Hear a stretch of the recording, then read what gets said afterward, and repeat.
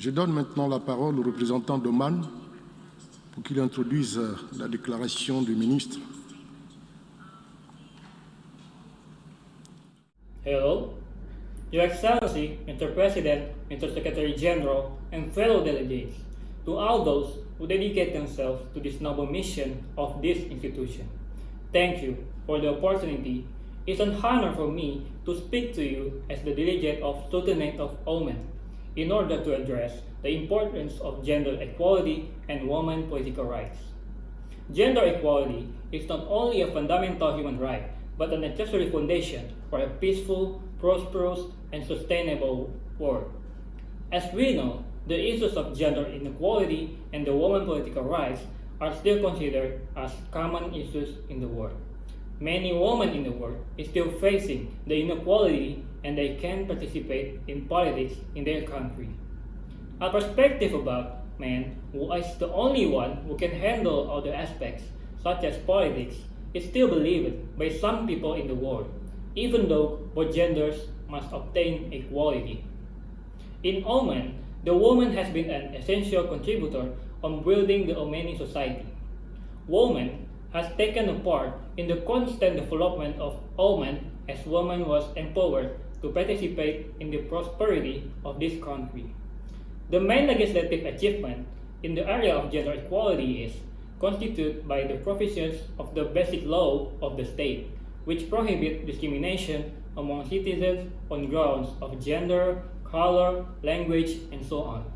The general principle of current laws is that women have equal rights and duties with men, as long as the establishment of improved rights for women is not prejudicial to their nature and social tasks.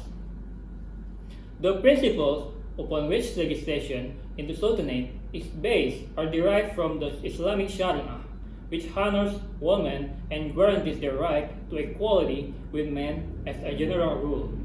Based on this principle, step by step, Omani women had equal opportunities in education, healthcare, job vacancies, and participation in making political decisions, with no detraction to her duties towards family and society. In that regard, legislation in the Sultanate is also in conformity with the principle enunciated by relevant international conventions, including the Conventions on the Elimination of All Forms of Discrimination Against Women or CEDAW. Women's role has changed from being an ordinary member in the society into a maker of significant contribution in Omani United States. Important government positions like Minister of Education, Minister of Higher Education, Minister of Tourism, Head of the Public Authority for Craft Industries, and Women's Ambassadors for USA and Netherlands are all held by women. 3 have been appointed deputy ministers, such as Ministry of National Economy, Ministry of Education, Ministry of Social Development.